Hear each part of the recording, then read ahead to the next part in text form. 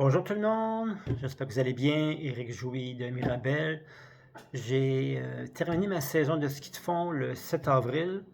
Dans mon coin, Mirabel, presque plus de neige. Maintenant, la terre a commencé à apparaître. J'allais à Montréal, mais même chose aussi, c'est fermé. Donc, j'ai réussi environ à skier en 2 et 3 fois par semaine. Peut-être 3 fois par semaine en moyenne.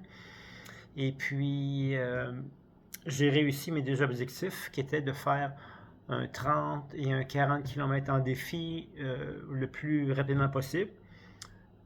Ça a bien été, je l'ai fait, pas trop épuisé. C'est jamais le fun de finir un défi ou une course quand on est à moitié mort et épuisé. Ça a bien été, pas d'épuisement, pas trop de fatigue. 3 semaines avant mes événements, j'ai bien fait, bien mangé, mon entraînement, le repos. Ça a bien fonctionné. Donc, mon plan pour faire mes deux objectifs était bien.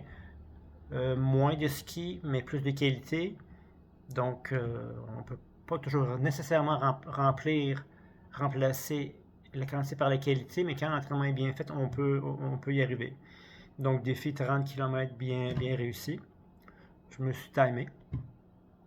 Donc, 30 km en bas de 3 heures, puis 40 km en bas de 4 heures, environ 3h20.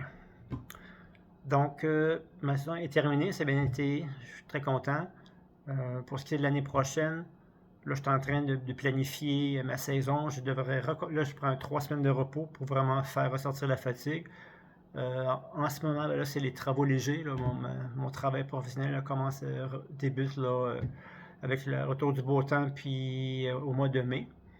Donc, je vais quand même m'entraîner, mais cette année, là, j'ai mon plan qui débute le début mai.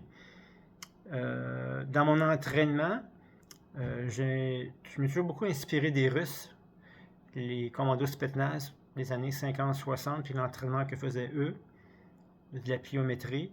Aussi beaucoup des Norvégiens, ça j'ai beaucoup appris d'eux aussi. Donc ces deux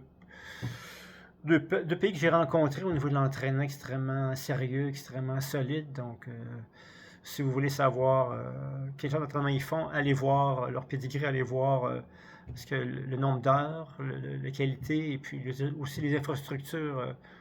En Norvège, on sait qu'ils ont des infrastructures immenses, beaucoup de calibre, ils sont très forts en technique, courte distance, longue distance, équipement aussi, des bons skis, hein, veut pas, plus les skis sont rapides, plus c'est facile pour la technique. Ça, c'est une affaire aussi que je me bute un petit peu.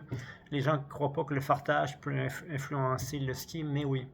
C'est sûr que si vous faites de la promenade, vous entraînez peut-être une fois par mois, vous n'avez pas nécessairement besoin de conseils comme ça, mais pour moi, je veux un petit peu de performance dans mes skis, donc c'est important d'avoir des skis qui surtout quand le changement climatique qu'on vit en ce moment, c'est bon d'avoir peut-être comme au Québec, cette année, j'ai vécu les -20 puis les +10. Donc, tu as les deux froid et humidité. Donc, toujours bon d'avoir deux paires de skis, une paire de skis pour le froid puis une paire de skis pour le chaud.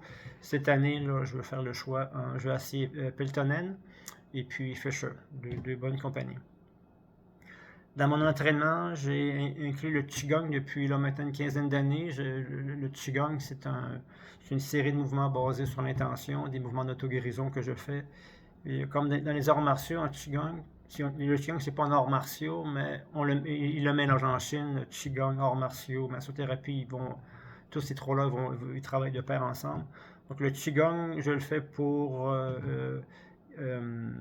force des muscles, mais aussi l'esprit tranquille.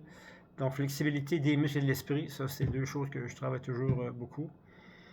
De la pliométrie aussi, des mouvements sans poids que je fais. J'ai une série de mouvements là-dessus aussi. Là, j'ai des mouvements que je peux vous conseiller que je fais régulièrement. Pliométrie, des fois un petit peu de CrossFit, mais sur CrossFit, j'aime plus ou moins de CrossFit. Je trouve ça c'est trop violent comme mouvement. Par contre, je les ai intégrés en ski de fond, mais tout ce qui est vélo, tout ce qui est ramé, entraînement de vitesse, course, ski roulette, vélo, surtout des sports que les skieurs de fond font pour être vraiment là, être flexible et être aussi bon dans plein d'autres activités.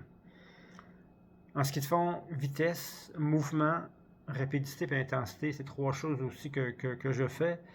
L'intensité, c'est pousser la machine au maximum à un certain niveau. Là aussi, vous devez être prudent parce que pour bien faire quelque chose, il faut le faire plusieurs fois. Donc l'intensité, il faut avoir une bonne base l'été.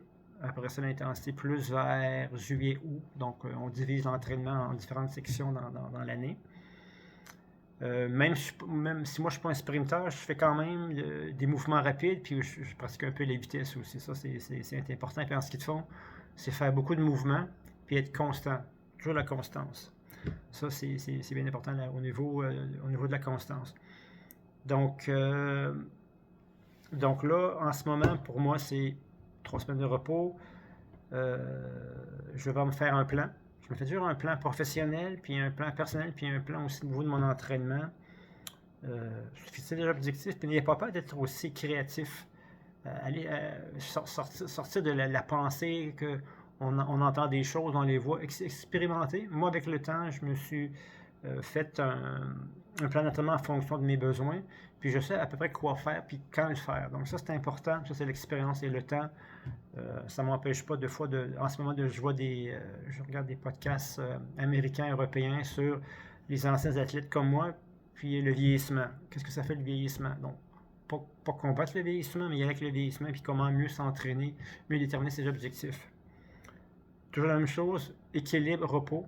Ça, c'est bien important. Ça, j'ai eu la misère à le comprendre. Ça m'a pris quelques années avant de comprendre que pour être bien, il faut, si on veut être compétitif ou si on veut juste s'amuser sur ski, il faut vraiment bien s'entraîner, bien manger, s'hydrater, ça paraît bizarre, mais toujours avoir des barres tendres pendant mon entraînement. Donc, si je fais un 30 km, bien, la veille, je mange un bon repas.